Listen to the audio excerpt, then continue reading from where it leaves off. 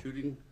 Officers were involved in a shooting on the 2400 block of Kossow Road on Tuesday, April 9th, 2024 at 2:30 a.m. Officers responded to the CarMax car dealership at 2441 Kossow Road for theft in progress. This was reported by a third-party security monitoring service. Officers were in the area on a previous call for service and were able to observe the suspect in question. However, the suspect, who continued to quickly walk away, was non-compliant with officers' commands. Officers attempted to engage with the suspect in a peaceful manner to de-escalate the situation. During the interaction, the suspect made overt actions that were consistent with the individual drawing a firearm, which posed immediate danger to the lives of the officers. Fearing for their safety, officers attempted to gain control of the situation using verbal commands and non-lethal force options. In response to the imminent threat posed by the suspect, the officers discharged their firearms, striking the suspect. Immediate medical aid was rendered to the suspect and emergency medical services were called to the scene. The suspect was transferred to an area hospital for advanced care, where it was later pronounced deceased. There are 4 officers involved. A 34-year-old officer with 11 years of service in law enforcement, a 37-year-old officer with 3 years of law enforcement experience, a 24-year-old officer with 2 years of law enforcement experience, and a 29-year-old officer with 5 years of law enforcement experience. As an accredited agency, we have placed involved officers on administrative leave, which is consistent with department policy and general law enforcement practices. This leave allows the service that are designated to help law enforcement officers, civilian employees, and families maintain a professional wellness during following a critical incident.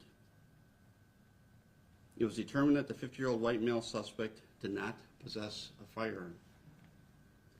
Preliminary investigation shows that the officers acted within state statutes, department policy, department training, and fulfilled the mission of the Waukesha Police Department, which is a pledge to serve with integrity, honor, and courage.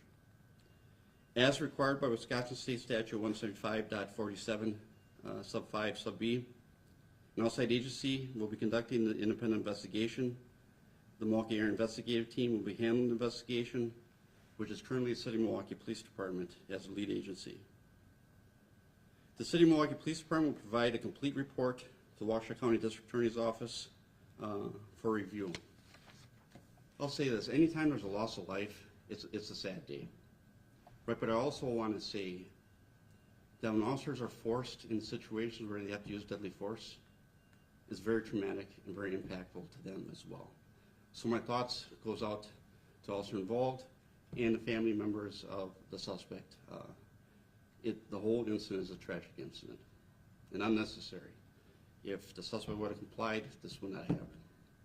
What was the call you were responding to? I'm sorry if I missed it. Oh, it was a theft in progress at a CarMax. Go ahead. It sounded like there was some sort of foot pursuit. Did it cross Bluemound, and where exactly did the shooting happen? There was a actual foot pursuit, and the exact location was near like a median in between the CarMax and like a hotel, I think was in that vicinity. 6. I was just actually going to confirm more details about the suspect. You said a 50-year-old white male who did not have a gun.